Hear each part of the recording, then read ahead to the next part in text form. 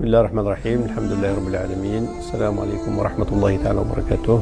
Bienvenue à votre séance questions-réponses en direct de la mosquée de l'Aïle-les-Roses.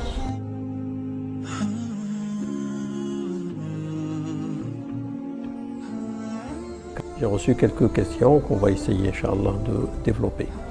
Premièrement, le brossage des dents, est-ce que ça annule le jeûne ou pas? Si en parallèle avec le siwak qui fut utilisé par le compagnon et le prophète sallallahu alayhi wa sallam, donc en parallèle, le brossage des dents n'annule pas le jeûne. Donc on peut brosser ses dents le matin, le soir, l'après-midi également, sans être inquiété sur la question du jeûne.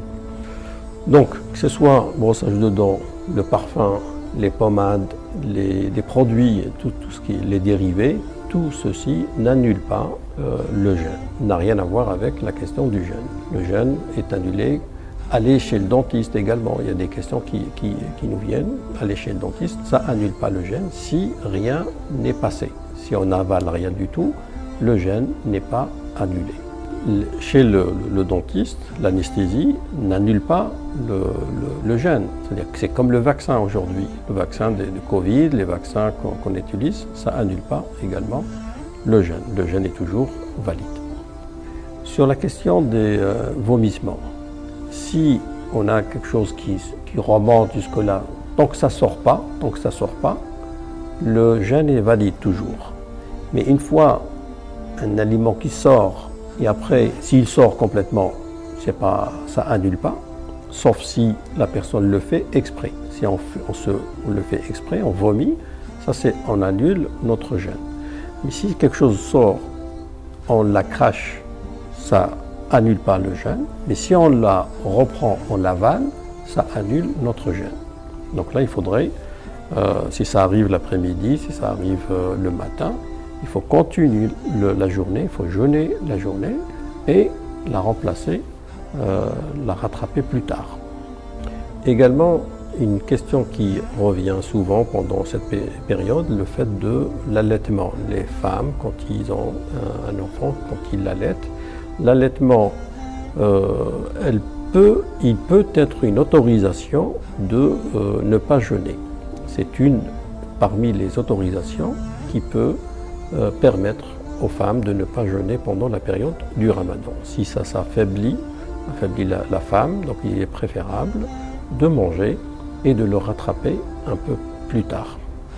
Sachez que en général, pour ceux qui veulent rattraper, donc la femme quand elle a ses menstrues par exemple, après c'est l'oshi également, de manifeste, ils ne jeûnent pas, donc on n'a pas le droit de jeûner, c'est haram.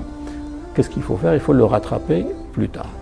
Ces personnes qui rattrapent le Ramadan, ils peuvent le rattraper pendant tout au long de l'année. Donc nous avons du mois Ramadan au mois Ramadan de l'année prochaine, on a 52 semaines.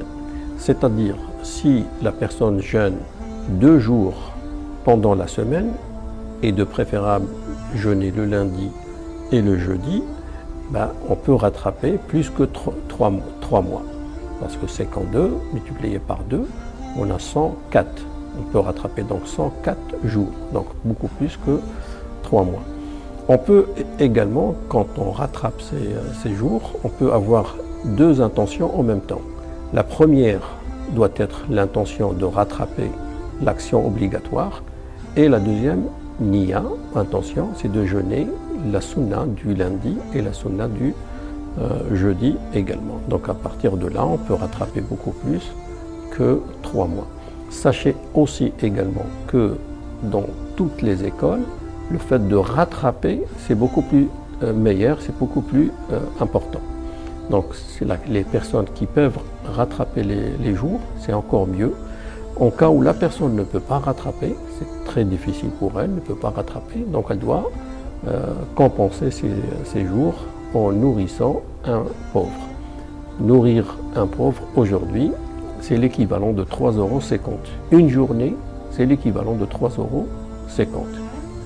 La fidia, ce qu'on appelle la fidia, pour même les personnes qui sont malades, qui ne peuvent pas jeûner. Donc on peut sortir dès maintenant l'équivalent de 3,50 € multiplié par 30 jours et la donner à une association des pauvres pour nourrir. Barakallahu fikum et qu'Allah nous aide tous, Inch'Allah.